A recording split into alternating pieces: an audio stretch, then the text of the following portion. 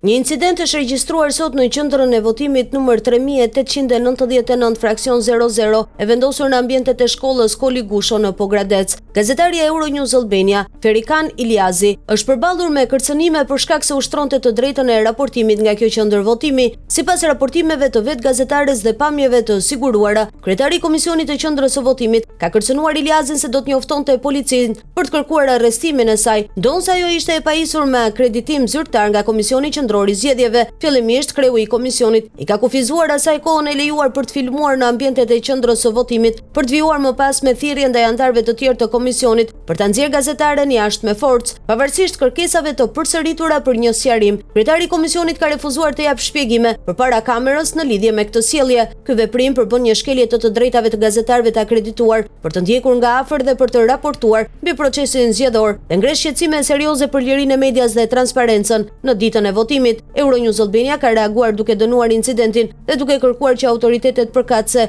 përfshirë Komisionin Qendror të Zgjedhjeve të ndërhyjnë për të garantuar mbarvajtjen e punës së gazetarëve në terren dhe respektimin e të drejtave të tyre ligjore.